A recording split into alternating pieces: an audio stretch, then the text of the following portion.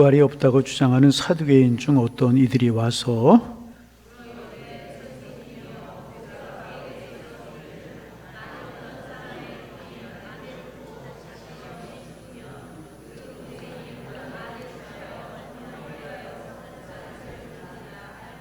그런데 친형제가 있었는데 마지가 아내를 취하였다가 자식이 없이 죽고 일곱이 다 그와 같이 자식이 없고 죽고 일곱이 다 그를 아내로 취하였으니 부활 때 그 중에 누구의 아내가 되리이까?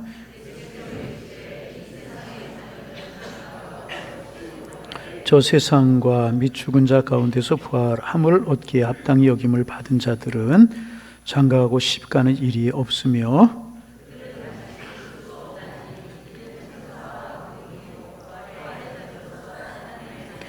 죽은 자가 살아난다는 것은 모세도 가시나무 떨기에 관한 글에서 주를 아브라함의 하나님이요 이삭의 하나님이요 야곱의 하나님이시라 칭하였나니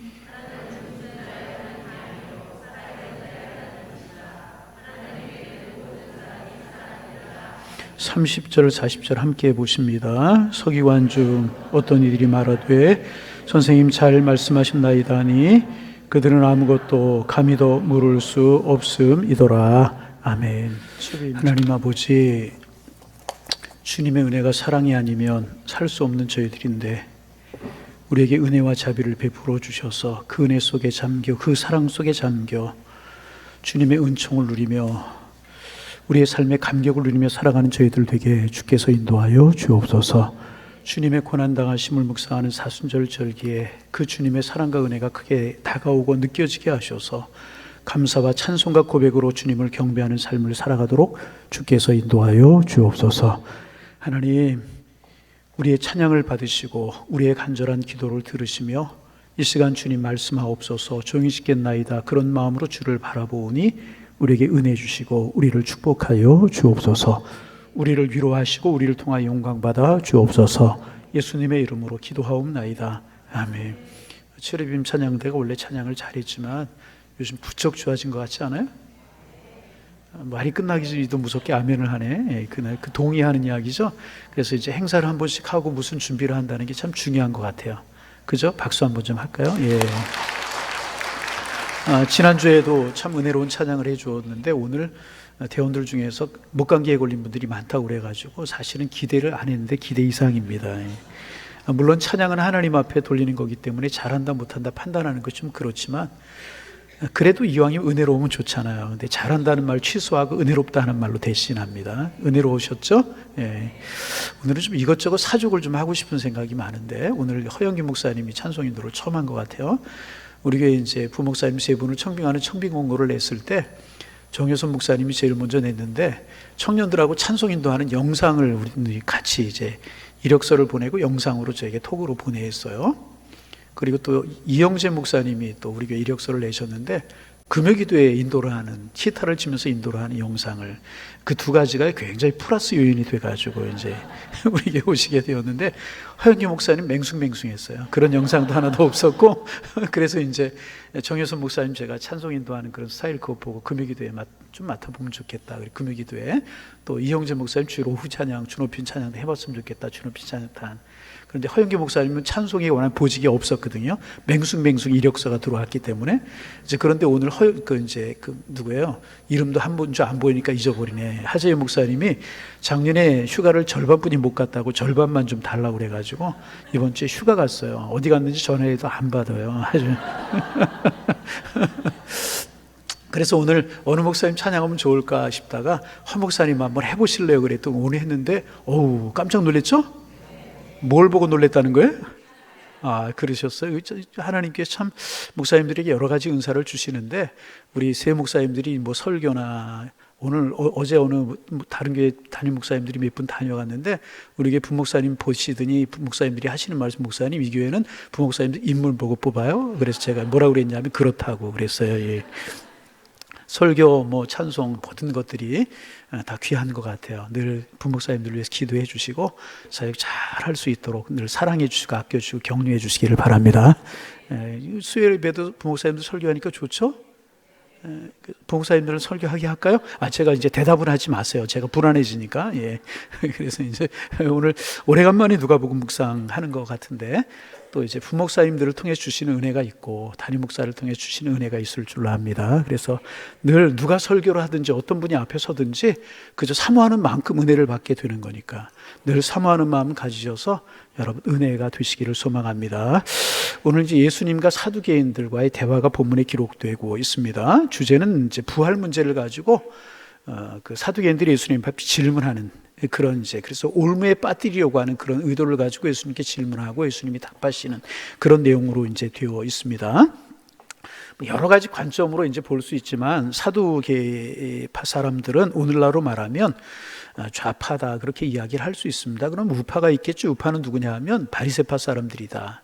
꼭 그런 논리가 맞는 것은 아니지만 일종의 쉽게 예를 들어서 이야기한다면 그렇게 이야기를 할 수가 있습니다. 근데 이제 오늘 우리 사회의 문제가 이게 좌파다 우파다 이런 거 아니겠습니까? 이런 말이 좀 없어졌으면 좋겠는데 사실은 이제 뭐 처음 시작할 때는 좌파다 우파다 그렇게 극한적인 대립 속에서 이야기된 이야기는 아니었다고 그러죠. 프랑스에서 유래된 그런 이제 말이 좌파다 우파다 그런 말이 있는 것인데 개혁적인 것을 주장하는 사람들을 좌파라고 불렀고 지금 이 상태가 그래도 비교적 좋다. 서서히 변화되어 가는 거 좋겠다. 이렇게 이야기하는 사람들을 우파라고 이제 불렀습니다. 그래서 이제 의사당을 배치를 할 때 좀 개혁적인 사람들을 좌측에, 이쪽이 좌측이죠. 이쪽에 앉게 하고. 그래서 조금 더 진보적인 사람들, 그 다음에 이제 좀 이렇게 이제 서서히 변화되는 게 좋고 현재가 좋다. 이렇게 이야기하면서 우측에 앉고. 그래서 그때부터 좌파, 우파. 뭐 이렇게 이야기를 이제 했다 그래요. 그래서 꼭 그런 것은 아니지만 이제 좌파는 진보적인 성향을 가지고 있는 사람들, 반드시 진보적인 아닌 것이지만 이제 그렇게 주로 이야기를 이제 하고 우파는 지금까지 해온 대로 좀 하자 하는 것이 우파였었습니다. 좌파는 이제 좀 바꿔보자 그런 성향이 강한 사람들이었다고 이제 여하튼 이제 그래요. 이제 뭐 하여튼 우리 사회에도 이제 이런 좌파 우파 이런 것이 문제가 되어서 대립이 되고 뭐 비판 아닌 비판을 하게 되는데 우리가 이제 나라 민족을 위해서 기도할 때 이런 것들이 대립되지 않고 그저 발전적인 것으로 성장하는 것으로 축복되는 것으로 그런 쪽으로 나아갔으면 좋겠다. 이제 그런 마음이 들어서 이런 이야기를 좀 나눠보는데 하여튼 좌파 우파 이런 것이 프랑스 의회에서 유래가 되었다고 이제 그런 것들 우리가 좀 알아두면 좋을 것 같고 마찬가지로 예수님 당시에도 예수님 당시 이스라엘에도 세 가지 이제 종교적인 당파들이 있었는데 하나는 뭐냐 하면 바리새파 사람들이었습니다. 이제 예수님께 책망을 많이 받기도 했지만 사실 바리새파 사람들의 원칙 잘못된 것은 아니었었죠. 전통을 고수하고 율법을 철저히 지키자 이런 것들이 왜 나쁘겠습니까? 이제 뭐 우리가 하나님을 섬기던 그 방식대로 좀 하나님을 잘 섬기자 이런 이야기를 하는 사람들이 바리새파 사람들이었는데 나중에 그러다 보니까 형식과 어떤 틀에 얽매이는 이런 사람이 뒤로서 예수님께 많은 책망을 받은 사람들이 바리새파 이런 사람들이었는데 이들은 대부분의 성경을 다 믿었다고 그래요. 이제 시가서라든지 예언서라든지 역사서라든지 이런 성경을 다 믿었고 내세를 믿는 사람들이었고 천사의 존재를 믿는 사람들이 누구? 오늘 우리 그러면 안 돼요? 예수님 당시에 이제 그런 사람들이 누구? 바리새파 사람들이었다. 들으면서 누구 이야기하는지 모르면 안 되잖아요. 지금 제가 어느 파 이야기를 하고 있는 거예요? 바리새파 사람들 이런 성경을 그대로 믿었고 부활을 믿고 천사의 존재를 믿고 그런데 이제 로마 정부에 대해서는 굉장히 비판적인 그런 사람들 이런 사람들이 바리새파 사람들이었고 그런 종교적인 당파가 하나가 있었고 그런가 하면 두 번째는 뭐냐 하면 오늘 성경에 나오는 이제 사두개파 사람들인데 굉장히 현실주의적인 그런 사람들 이제 지금까지 신앙생활 해왔던 신학적인 것으로 따지면 신앙생활 해왔던 신앙생활이 한쪽으로 율법적으로 보수적으로 치우쳤다 이렇게 생각하는 사람들 그런 사람 그래서 이제 나중에 이 사두개파 사람들이 그 당시에 기득권을 잡고 있었던 왕족들과 결탁이 돼가지고 부를 많이 누리고 있는 그런 사람들이었었습니다. 그러니까 현실이 좋은 거예요. 그러니까 부활을 믿지 않고 천사의 존재도 믿지 않고 성경에서 시가서나 예언서 같은 것들은 믿지 않고 모세 오경 같은 창세기 출애굽기 레위기 신명기 이렇게 오경 같은 것만 믿는 이런 사람들이 이제 사두개파 사람들이었었습니다. 이들은 현실주의자였기 때문에 현실적으로 로마가 유대 나라, 우리나라를 지배하고 있는 것을 인정하자. 그래서 인정했던 그런 사람들이었었고 하나님의 섭리가 어떠한지 모르지만 현실적으로 로마가 이 땅을 지배하고 있으니까 이 사람들에게 협조하자. 그래서 협조하고 친로마적인 성향을 가지고 있는, 이제 바리새파 사람들이 반로마적인 성향을 가지고 있는 사람들이었다고 하면 이 사두개파 사람들은 친로마적인 성향을 가지고 있는 그런 사람들, 그러다 보니까 자연히 정치에 참여할 수밖에 없고 현실적인, 그래서 기득권을 많이 가지고 있는, 그래서 그런지 하여튼 부활이 없다, 현세가 좋으니까 천사의 존재도 부인한 이런 사람들이 사두개파 사람들이었었습니다. 그런가 하면 또 하나의 부류의 사람들이 있는데 극단주의적인 사람들이었다고 이야기할 수 있는데, 바리새파 사람들은 미지근해서 틀렸다. 어때서? 미지근해서. 사두개파 사람들은 너무 타락해서 틀렸다. 현실주의자들이다. 기득권을 가진 사람들 결탁을 해가지고 누리는 이권이 많다. 그래서 이 사람들은 싫다. 그리고 이제 급진적인 노선을 가고 있는 사람들이 있었는데 그 사람들이 누구냐면 SNF파. 누구? 그러니까 종교적인 당파가 세 가지가 있어요. 첫째는 바리새파, 둘째는 사두개파, 셋째는 이게 종교적인 당파들, 정치적인 당파들, 열심당, 헤롯당 뭐 이런 사람들이 있었지만 이 세 가지가 이제 종교적인 당파였었습니다. 이제 그 에세레파 사람들은 로마 사람들을, 그들을 지배하고 있는 로마 사람들을 악의 화신으로 보았고 사탄의 군대로 보는 사람들이었었습니다. 그래서 이제 로마 군대를 그들이 이제 내보내고 우리가 독립을 취해야 될 텐데, 이 독립을 취하는 것도 기도만 하는 것으로 가지고는 안 된다. 사두개인들처럼 그들에게 빌붙어서 해서도 안 된다. 칼을 들고 창을 들고 그들을 내몰아야 한다는 그런 극진보적인 그런 성향을 가지고 있는 그런 사람들이었습니다. 그래서 이제 현시 정치에 참여하지는 않지만은 그런 것들에 대해서 목소리를 높이는 그런 사람들, 무장단체였었고 독립운동을 하는 그런 사람들이었었습니다. 그럼에도 불구하고 신앙적인 노선에서는 굉장히 신비주의적인 성향을 가지고 있었다고 그래요. 그래서 세상은 썩었고 타락했으니까 광야로 나가자. 이 광야 수도, 우리나라 같으면 산으로 올라가겠지만 유대나라는 산이 별로 없고 이제 광야가 많으니까 광야에 나가서 별도의 공동체를 이루면서 그들의 신앙적인 그런 삶을 추구했던 그런 사람들이었는데, 그래서 이들이 남긴 것들이 많지 않은데 성지순례를 하다 보면 사해를 가거든요. 사해 주변에 가면 쿰난 공동체라고 하는 공동체가 있는데, SNF파 사람들이 쿰난 공동체에 모여서 집단 생활을 하던, 그래서 이제 이들이 이제 광야에서 뭐 그러다 보니까 할 일이 많지 않잖아요. 그래서 이들의 역사 속에 남긴 것이 하나가 있는데 뭐냐 하면 성경 필사를 많이 했다고 그래요.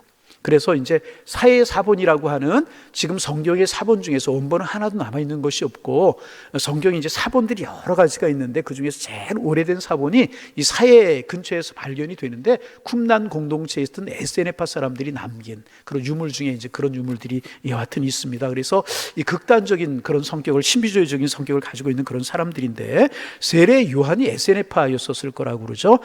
왜냐하면 그가 외친 이제 메시지의 내용도 그랬고, 모습, 세례 요한이가 광야에 살면서 뭐를 먹었어요? 메뚜기야? 석청을 먹었잖아요. 어떤 사람들은 건강식만 했다 이제 그러는데, 건강식을 먹고 싶어서 먹은 게 아니라 광야에 살다 보니까 광야에 있는 메뚜기를 먹고, 또 야생꿀, 석청이 야생꿀이잖아요. 그것을 먹으면서 이제 기도하고 금욕주의적인 생활을 했던 그런 사람들이 SNF파 사람들이었는데, 세례 요한이가 이제 그런 사람들이었을 것이다. 그런 SNF파였을 것이다. 그렇게 이야기를 이제 합니다. 그 중에서 바리새파, SNF파, 사두개파 사람들 중에서 오늘 예수님께 나와서 질문한 사람들은 어느 사람들? 사두개파 사람들입니다. 사두개파 사람들이 현실주의적인 그런 사람들, 천사도 없고 부활이 없다고 믿는 사람들이었다고 말씀을 드렸잖아요.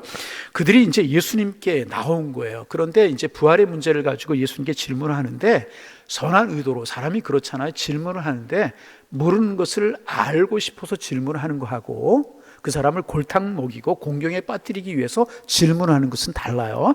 여러분, 우리 하나님의 사람들이요, 좀 순수해질 필요가 있어요. 이게 이제 꼬여있는 사람들이 있잖아요. 꼬여있는 사람들 말하는 것도 대답하는 것도 행하는 것도 보면 참 신앙적이 아닌 경우가 참 많아요. 여러분, 이게 꽈배기를 잡수지 말고요, 좀 순전한 떡을 잡수시기를 바랍니다. 그래서 좀 꼬여서 보지 말고, 꼬아서 이렇게 상대방이 말하는 것도 꼬아서 보는 사람들이 있잖아요. 한 가닥 꼬아서 보고 받아치는 것도 여러분 이러지 않았으면 좋겠어요. 세상 사람들 어떨지 몰라도 하나님의 사람들을 순수하게, 정직하게. 근데 이 사두개파 사람들이 예수님께 부활 문제를 가지고 나와서 질문을 하는데, 순수한 마음으로 모르는 것을 알고 싶어서 예수님이 신비한 말씀을 하고 그들이 랍비들에게 듣지 못했던, 사두개인들, 대세양들, 서기관들에게 듣지 못했던 말씀을 전하시잖아요. 그러기 위해서, 배우기 위해서 예수님께 질문하는 것이 아니라 예수님을 망신을 주고 골탕을 먹이고 꼼짝 못하게 하기 위해서 부활에 관한 문제를 가지고 나서 예수님 앞에 질문한 겁니다. 여러분, 반복합니다. 우리의 마음이 좀 순전해지기를 원합니다. 이럴 때 옆 사람 제가 인사를 하라고 그러죠. 옆 사람 인사 좀 합니다. 순전해지십시다. 순수해지십시다. 왜 부끄러워요? 눈을 못 쳐다보고 밑에를 쳐다보고 인사를. 여러분, 우리 순전해지고 순수해지는 우리가 되기를 소망합니다. 왜 우리가 신앙생활해요? 예수님 닮아가고 하나님 닮아가자는 거잖아요. 예수님 닮아가자는 거잖아요. 예수님의 마음이 어떤 마음이었습니까? 사두개인들과 같은 마음이 아니었잖아요. 순전하고 깨끗하고. 근데 이 신앙생활 하면 할수록 순전하고 깨끗해져야 되는데 자꾸만 더 복잡해지고 순전하지 못하고 꼬아서 들으려고 그러고 이런. 여러분, 우리 그런 마음, 그런 생각 전혀 아니기를 원하고 순전해진 우리의 모습이 되기를 소망합니다. 그런데 이제 이들이 부활 문제에 관해서 뭘 가지고 들고 나오냐 하면 신명기 25장 5절에 있는 말씀을 들고 나오는데 이게 뭐냐면 형수취사제라고 하는, 형수취사법이라고 하는 유대인의 이제 법이 하나가 이제 있었습니다. 여러분, 이제 차츰차츰 설명을 하겠지만은 여러분, 이제 이런 제도는 이제 이스라엘만이 있었던 것이 아니라 우리나라 고대 사회에서 있었던 그런 이제 제도였었고, 다른 여러 나라 문헌에서도 발견되는 그런 이제 일이라고 이제 그래요. 왜냐하면 이날에는요, 종족 보존하기가 참 어려운, 그래서 아브라함에게 하나님께서 명령하신 명령도 뭐냐 하면 내 후손이 하늘의 별처럼 바다의 모래처럼 번성할 것이다. 자녀가 번성하는 것이 큰 축복이었단 말이죠. 그런데 예전에 의술이 잘 발달되지 않고 의학이 발달되지 않았던 때였기 때문에 자녀를 낳아서 잘 키우지 못했다는 거죠. 그래서 어떤 분은, 제가 아는 분은 열을 낳았는데 4명 건졌다. 예전에 저도 이제 몇 번 말씀드렸죠. 우리 삼형제인데 저희 큰형님이 지금 85세세요. 그런데 중요한 것은 뭐냐 하면 우리 큰형님이 성인병이 하나도 없어. 목사님 형님하고 나하고 무슨 상관이냐고. 그렇다고 형이냐, 그렇다고. 그런데 제 위로 누님이 한 분 계셨대요. 근데 6.25 때 병이 나가지고 약 한 번 써보지 못하고 우리 어머니가 맨날 잊어버렸다고. 얼마 전에 형님 집에 가서 이런 얘기 저런 얘기 하다가 이제 형님이 그러니까 형님 동생이죠. 동생의 동생이죠. 이제 제에게 누님이었고 그분 이야기를 하면서 이름이 광자였다 그래요. 광자. 우리가 광자 돌림이거든요. 여러분 촌스럽다고 이야기하지 마세요. 그때는 굉장히 좋은 이름이었었어요. 그러면서 이제 그 약 한번 써보지 못하고 이제 이렇게 떠나보냈다고 우리 80이 넘으신 그 형님이 글썽썽하시면서 그렇게 말씀하시더라고요. 그렇게 이제 그게 마음에 이제 맺혀 있으니까 그렇죠. 예전엔 그랬잖아요. 아까도 말씀드렸지만 열을 낳았는데 4명뿐이 못 건졌다고. 이 의학이 발달되지 않고 이러다 보니까 이게 후손이 있는 게 참 어려운 거란 말이죠. 의학이 발달되지 않았으니까. 그래서 이제 가문을 이어간다라고 하는 개념이 고대 사회일수록 강했잖아요. 요즘은 뭐 안 낳는 경우가 많고 그렇지만 예전엔 그렇지 않았잖아요. 그렇게 때문에 어떻게 해서든지 우리 가문의 대의를 끊기지 않게 하는 것이 일종의 역사적 사명이었다는 거죠. 그래서 남자를 낳아야 된다는 것이 모든 가문이 가지고 있는 생각이었단 말이죠. 거기에 생겨난 것이 뭐냐 하면 형수취사제라고 하는, 형수취사법이라고 하는 그런 것이 생겨나게 된 것입니다. 또 하나 이제 이것을 율법적인 개념으로 보지 말아야 될 것은 뭐냐 하면 유대 사회에서 여자는 사회의 약자였거든요. 그러니까 우리도 약자인 것은 마찬가지였었지만 유대 사회에서 특별히 여성들이 약자였던 이유는 뭐냐 하면 이게 기업이 남자들을 통해 이어져 내려가는 거예요. 이스라엘 백성들이 가나안 정복을 하고 지파별로 기업을 분배하고 가문별로, 족속별로, 가정별로 분배를 했잖아요. 근데 이게 남자를 통해서 이어져 내려가는 거예요. 그런데 남자가 가문에 없으면 이어갈 기업이 없는 거예요. 땅이 없는 거예요. 농사를 부쳐먹고 살아갈 땅이 없기 때문에 여자가 보호받을 수 있는 방법이 없었어요. 그래서 보아스와 루세 이야기처럼 와서 남의 이상이나 주워먹고 살아갈 수밖에 없는 그런 형편이 여자들의 형편이었기 때문에 그렇게 최소한의 기본권을 보장해주는 이제 어떤 이제 이렇게 남성이 보호자가 되어서 여성을 보호해 줘야 된다라고 하는 그런 개념 때문에 형수취사제라고 하는 것이 생겼단 말이죠. 그래서 이제 형이 죽으면 시동생의 형수를 거두어 주는 거예요. 그런 제도, 우리가 들어서 아는 이야기지만은 부인이 있을지라도 형이 후사를 잊지 못하고 돌아가면 그 형을 아내로 취하여서 후사를 이어주게 하고, 그러면서 이제 땅을 기업으로 삼아서 살아가게 하는, 아들을 낳으면 기업이 이어지게 되니까 그런 제도였단 말이죠. 또 이제 그러다 둘째가 죽었어요. 그럼 그 밑에 동생이 대를 이어주고 이런 것들. 그런데 이제 이 제도를 가지고 이제 사두개인들이 예수님을 골탕 먹이려고 망신을 주려고 나온 겁니다. 그래서 이제 하는 이야기가 뭐냐 하면 형이 죽었습니다. 둘째가 형수를 취했어요. 둘째가 죽어 셋째를 취했어요. 그래서 일곱째까지 갔다는 거예요. 그러면 부활이 있다면 하나님의 나라에서 천국에서 그 형수가 누구의 아내가 되겠느냐? 여러분 생각해 보세요. 끔찍한 일 아니에요? 여러분 그렇잖아요. 상상하기도 끔찍한 그런 일입니다. 그래서 여러분 실제로 사두개인들이 이런 문제를 들고 나온 것은 이스라엘 사회에서 이런 일이 있었던 것처럼 생각이 되는데 그런 일은 없었다는 거예요. 그래서 어쩌다가 그냥 형수가 돌아가실 때 그 바로 밑에 동생이 어쩌다가 그것도 막 어쩌다 그런 일이 하나. 왜? 우리의 윤리적인 개념으로 보아서는 안 되고 사랑의 개념이고 대를 이어야 되는 사람이 살아야 되는 개념으로 보아야 된다고 말씀을 드렸어요. 그래서 어쩌다가 한 번씩 그런 일이 있을까 말까. 그리고 그 다음 동생 세 번째로 가는 일은 거의 없고 그런 어느 문헌을 보아도 그런 기록이 별로 없었다고 그래. 그저 형이 죽을 때 동생이 그런 일들이 가끔 한 번씩은 있었을지 모른다는 그런 일이라는 것입니다. 어떤 문헌에도 몇째 동생까지 그런 일은 전혀 없었다는 것입니다. 극단적인 예를 들어서 지금 예수님을 골탕 먹이기 위해서 시험하려고 올무에 걸리게 하려고 사두개인들이 예수님께 질문을 한 거라는 거죠. 여러분 잘 기억해야 돼요. 어리석은 사람들, 조금 더 강하게 말씀을 드리면 악한 사람들의 특징이 있습니다. 바로 이제 사람을 공격하기 위해서 하는 그런 특징이 바로 이런 것이라는 것입니다. 있는 일이 아니에요. 있을 법, 상상으로 생각으로 생각했을 때 있을 법한 이야기를 가지고 나와서 해야 되는데 어느 정도 이치에 맞는 이야기를 가지고 나와야 되는데 실제로는 그렇지 못한 억지 같은 이야기를 가지고 나와서 사람을 공격하려고 할 때가 참 많다는 거죠. 이게 악한 사람들, 어리석은 사람들의 특징이라는 것입니다. 여러분 우리가 대화를 하다 보면 그런 사람들이 있잖아요. 생 억지를 부리는 사람이 있어요. 신앙인들 중에서 그런 사람이 있어요. 아, 믿음이 있는가? 아, 신앙이 있는가? 기도한다고 하지만 정말 기도하는 사람 맞는가? 긴장하지 마세요. 우리 교회는 그런 사람 없으니까요. 그런 분들도 없지 않아? 참 가슴이 아플 때가 있어요. 목사님이 가슴 아프면 우리 교인이잖아요. 아니요, 아닐 수도 있어요. 여러분 그럴 수 있잖아요. 이게 이제 있음법칙한 그런 이야기를 가지고 이야기를 했는데 이게 있지도 않은 그런 이야기를 가지고 또 말도 안 되는, 그리고 논리와 이성이 통해야 되는데 그렇지 않은 것을 가지고 쌩 억지를 부리는 사람들이 있을 수 있다는, 어린아이들과 같아요. 어린아이들. 왜 어린아이들 같으냐 하면 어린아이들 중에 그런 아이들 있잖아요. 엄마 언니가 이뻐? 내가 이뻐? 누가 이뻐요? 너 빼고 다 이뻐요? 그럼 엄마가 뭐라 그래? 다 이뻐. 그래도 엄마 요만큼 코딱지만큼이라도 누가 더 이뻐? 아, 똑같이 이쁘다니까. 아니 머리카락만큼 누가 이뻐? 이럴 때 뭐라 그래요? 너 빼고 다 예쁘다. 그럽니까? 이게 어린아이들 생 억지잖아요. 그게 뭐예요? 엄마에게 사랑받고 싶은 마음에서 그렇게 표현하는 거 맞지만은 어떻게 생각하면 이거 억지잖아요. 그렇다고 털썩도 네가 이쁘다, 언니가 이쁘다 그러면 안 돼요, 여러분. 마음속으로 조금 더 이쁜 아이가 있어요, 없어요? 아이들이 있어서 대답하면 안 되나? 있을 수 있잖아요. 그런데 또 누가 이쁘다 털썩 그러면 걔는 상처가 되잖아요. 말하지 말아야죠. 그렇잖아요? 근데 어떻게 생각하면 이것도 억지일 수 있단 말이죠. 여러분 자녀들 시험에 들게 하지 마시기 바랍니다. 엄마가 좋아, 아빠가 좋아. 왜 아이들을 그렇게 시험에 들게 만드냐 말이죠. 그리고 나서 애가 대답하면 또 아빠가 시험에 들어 또 그래가지고 오빠가 좋아, 아빠가 좋아. 말이 좀 안 나오네. 엄마가 좋아, 아빠. 절대로 이런 질문 하지 마세요. 왜 어려서부터 시험에 들게 만들어요? 절대로 그러지는 마시기 바랍니다. 다시 돌아가면 억지를 부리는 사람들이 있단 말이죠. 논리도 안 통하고 상식도 안 통하고 대화도 안 통하고 자기 고집대로.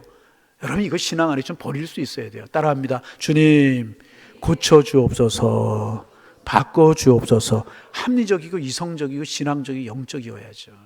어떻게 내 생각이 다 맞고 내 고집이 억지, 그건 억지란 말이죠. 사두개인들이 그런 사람들이에요. 실제 하지 않는 그런 일을 가정에서 질문하는 거 얼마나 여러분 쾌활합니까? 이거 쾌활한 거죠. 에? 여러분 그럼 이런 사람들 어떻게 상대해야 될까요? 이런 사람들 어떻게 상대할까요? 여러분 이런 사람들을 상대하면 바보입니다. 이런 사람들하고 이야기하면 끝이 없어요. 그럴 때는 여러분 제가 좋은 방법 하나 가르쳐 드릴게요. 제가 부족해서 잘 모르겠습니다. 제가 아직 기도 좀 많이 해보지 못해서 잘 모르겠습니다. 그리고 피하는 게 최고입니다. 억지를 부리는 사람하고 이야기해봤자 무슨 유익이 있겠어요. 억지 부리는 사람도 되지 말고 그 사람과 똑같이 억지를 부려서 이야기하는 사람 되지 마시기를 바랍니다. 피하는 게 최고란 말이죠. 옆 사람 인사합니다. 피하십시다. 여러분, 이거 아무것도 아닌 이야기 같지만 굉장히 중요한 이야기입니다. 여러분, 제발 억지 부리는 사람 되지 마세요. 상식이 통해야죠. 대화가 통해야죠. 대화로 풀어야죠. 아멘? 그리고 억지 부리는 사람 피하는 게 최고예요. 그런데 예수님께서는 피하지 아니하셨어요. 예수님이 피하지 않았으니까 우리도 피하지 말아야지. 아니요. 예수님하고 우리하고 같아요? 아니에요. 지혜의 근원 되신 예수님하고 우리하고 같을 수가 없잖아요. 우리는 물러가는 것이 좋아요. 제가 부족해 잘 모르겠습니다. 물러가는 것이 좋습니다. 예수님은 예수님이시잖아요. 그래서 예수님이 한마디로 이들의 거만함을 그리고 이들의 쾌활함을 꼼짝 못하게 하셨어요. 어떻게 하셨는가? 성경을 좀 볼까요? 34절부터 36절을 천천히 한 목소리 읽어봅니다. 34절, 예수께서 이르시되 이 세상의 자녀들은 장가도 가고 시집도 가되. 자, 여기까지는 됐죠. 우리가 장가가고 시집가죠. 그 다음에 35절, 저 세상과 및 죽은 자 가운데서 부활함 얻기에 합당히 여김을 받은 자들은 장가가고 시집가는 일이. 이 말씀을 가만히 보세요. 예수님께서 이 사두개인들이 부활이 없다고 하는 사람이었죠. 근데 예수님께서 부활이 있다 없다 말씀하셨어요? 안 하셨어요? 부활이 있다 없다 이야기하지 않으셨죠? 그리고 누구의 아내가 된다 잘라서 말씀하셨어요? 안 하셨어요? 안 하셨죠? 그런데 이 속에 다 담겨져 있어요. 예수님의 지혜를 보세요. 제가 35절 천천히 읽어볼게요. 저 세상과 및 죽은 자 가운데서. 저 세상은 어디를 말하는 거예요? 천국. 이들은 천국이 없다고 믿었단 말이죠. 천국이 있다는 사실을 예수님이 말씀하세요, 안 하세요? 천국이 있다 잘라서 말씀하시지 않지만 저 세상을 뭘 말하는 거예요? 하늘나라 말하시잖아요. 그러면 저 세상이 있다는 것은 부활이 있다 없다? 예수님께서 부활이 있다 없다 직설적으로 말씀하시지 않지만 예수님께서 부활이 있다는 이야기를 하시잖아요. 그러면서 그 다음까지 말씀하시죠. 죽은 데 가운데서 부활함을 얻기에 합당히 여김을 받은 자는. 부활이 있다는 얘기예요, 없다는 얘기예요? 있다는 얘기잖아요. 이 속에 예수님 부활이 있다 없다 잘라서 말씀하지 않았지만은 부활이 있다는 얘기를 분명히 하시잖아요. 그 다음에 장가고 시집가는 일이 어떻게 해요? 있다 없다. 예? 예. 그러면서 또 36절 읽어보세요. 그들은 다시 죽을 수도 없나니 이는 천사와 동등이요 부활의 자녀로 하나님의. 천사도 있다고 말씀하시잖아요. 천사 있다 없다 말씀하시지만 이 속에 다 그들의 신학적이고 신앙적인 잘못된 이야기를 다 하고 계시는 거예요. 하나님의 나라 있다, 부활 있다, 천사도 있다 분명히 얘기하시잖아요. 그 나라에 시집가고 장가가는 일이 있다 없다 다 이야기하고 계시잖아요. 그렇죠? 여러분 가만히 보세요. 그래서 예수님이 예수님이잖아요. 직접적으로 이야기하지 않지만 그들이 알아들을 수 있도록 예수님께서 얘기를 하시는데 이들의 잘못된 신앙의 내용, 신학의 내용을 다 정리해 주고 계시는 거예요. 하나님의 나라 있다, 부활이 있다, 장가가고 시집가는 일이 없다. 그 다음에 뭐예요? 천사도 있다. 천사도 이야기를 하시잖아요. 예수님은 하나님의 아들이시고요. 지혜의 근본이신 예수님만이 하실 수 있는 지혜의 말씀이죠. 주님, 이 주님 닮아가게 하여 주옵소서. 우리의 기도 제목이 되어야 할 줄로 믿습니다. 적절하고 정확하게 예수님 이야기를 하시잖아요. 그러면서 예수님께서 그들의 이제 근본적인 잘못을 지적하십니다. 여러분 저를 좀 보세요. 세상의 모든 잘못은요, 선입관에서부터 시작될 때가 참 많아요. 뭐부터? 선입관. 여러분, 이들은 뭐예요? 어떻게 부활할 수 있느냐? 이렇게 이야기하잖아요. 아니다. 그들은 이 선입관을 가지고 있었다. 현실이 너무 좋거든. 뭐 천국이 필요한. 그래서 그들은 부활에 관한 선입관은 부활이 없다. 이런 생각을 가지고 있었다는 거죠. 그러나 너는 그렇게 생각하지만 주님의 말씀 뭐예요? 천국은 있고 부활은 있다. 그거예요. 근본적인 잘못을 이야기. 너 선입관 부활이 없다라고 하는 선입관 가지고 너는 그렇게 믿고 그렇게 신앙생활을 선입관을 가지고 있었지만은 하나님의 나라는 있다. 여러분, 안 믿는 사람들 그러잖아요. 암에 걸리면 어떻게 낫느냐, 기도한다고 어떻게 낫느냐. 당신은 기도를 모르기 때문에 낫지 않지만 우리 하나님의 사람들은 기도하면 하나님이 하시면 나을 수 있다. 여러분 그렇잖아요. 믿지 않는 사람이 선입관은 암에 걸리면 그렇다. 어떻게 기도를 나을 수 있는 성의관이잖아요. 그러나 우리는 아니잖아요. 하나님이 하시면 하실 수 있다는 거죠. 이게 고쳐질 수 있어야 된다는 것입니다. 그런데 교회 안에도 그런 사람들이 참 많이 있어요. 세상의 논리와 세상의 선입관을 가지고 신앙생활을 하려고 하는 사람들이 참 많이 있습니다. 아닙니다. 여러분, 우리가 신앙생활은요, 내 논리가 아니에요. 세상의 논리 아니에요. 우리는요, 성경의 논리고 하나님의 논리를 가져야 되는 것이라. 응? 세상 사람들은 어떨지라도 세상 사람들은 회사의 원칙을 가지고 자기들의 논리를 가지고 하지만 우리는요, 성경의 원리, 하나님의 원리를 가지고 해야 되는데, 교회 안에서도 신앙생활 하면서도 내 고집, 내 이기심, 내 욕심 깨지 못하고 세상의 논리로 신앙생활 할 때가 참 많이 있었다니. 교회는 하나님의 원리가 통하고요, 성경의 원리가 통해야 되는 것이라. 오늘 사두개인들의 큰 잘못이 이것이었습니다. 그들의 생각으로 하나님을 이해하고 그들의 생각으로 천국을 이해하려고 했다는 거예요. 여러분, 우리 이 차원의 사원에 사는 우리가 그 놀라운 차원의 하나님의 세계를 알 수 있겠습니까? 아니라는 것입니다. 그들은 뭐예요? 사람이 죽으면 끝이다. 여러분, 사람이 죽으면 끝이에요? 아닙니다. 하나님의 나라가 있고요, 영생은 있고 부활이 있는 것입니다. 주님이 그래서 우리에게 오신 것입니다. 이게 바리새인들의 하나의 오리였었고, 또 하나 그들의 하나의 오리가 무엇인가? 만약에 부활이 있다고 할지라도 이 세상과 똑같은 개념일 것이라고 생각하는 그들의 잘못이 있었다는 것입니다. 여러분, 그런 생각 해보신 적 있습니까? 성경 공부 시간에 그런 질문을 제가 가끔 하는데, 여러분, 우리가 부활할 줄로 믿습니다. 하면 안 하는 분들은 부활하지 마세요. 저는 할 거니까. 우리 부활할 줄로 믿습니다. 그럼 부활한 우리의 모습은 어떤 모습일까요? 예를 들면 여러분, 몇 살 때의 나이로 부활하시기를 원하십니까? 몇 살 때의 나이로? 제가 머리가 몇 살 때부터 빠지기 시작했는지 모르겠는데 하여튼 그 전의 나이, 어떤 분들은 살찌기 전의 나이, 미안하지만 주름이 생기기 전의 나이, 어느 때로 부활하시기를 원하십니까? 그런데 아버지와 아들의 생각이 달라요. 아버지는 고등학생 때의 모습으로 부활하기를 원해. 아들은 35세의 나이로 부활하기를 원해. 그러니까 아버지하고 아들하고 바뀐 거야, 이게. 무슨 말씀인지 아시겠어요? 여러분, 어떤 때 부활하기를 원하십니까? 그렇잖아요.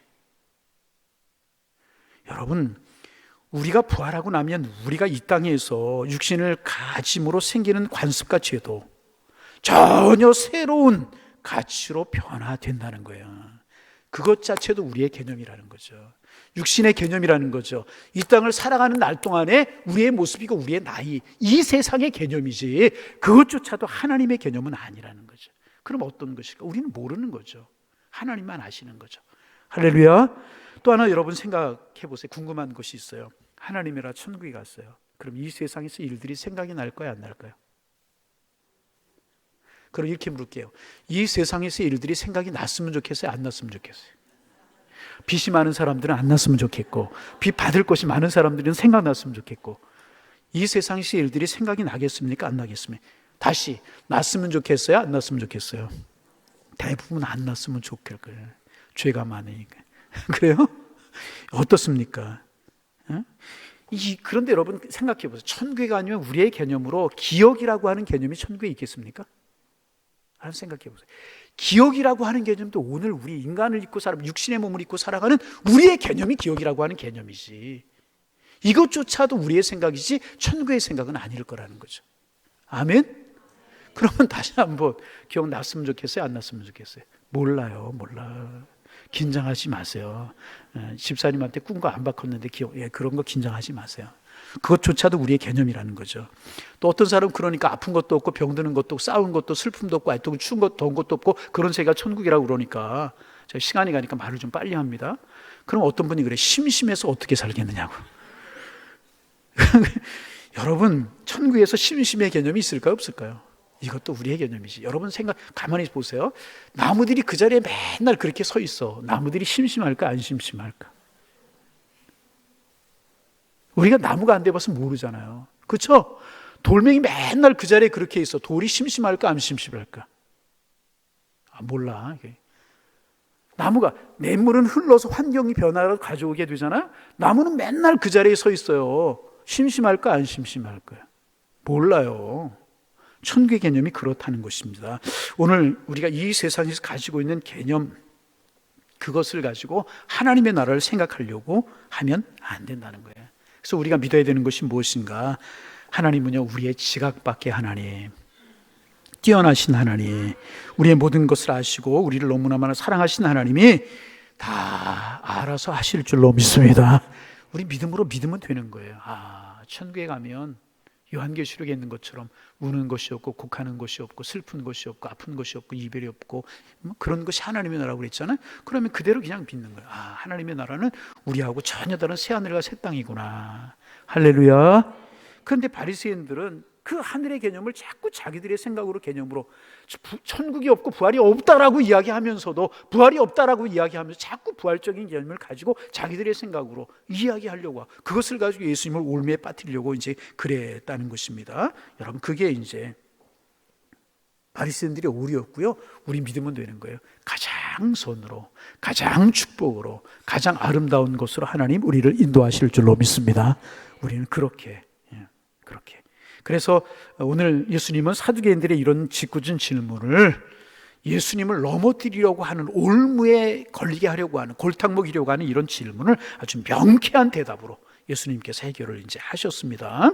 이 땅의 생각으로 영원한 세계를 유한한 세계의 생각으로 영원한 세계를 판단하지 말라.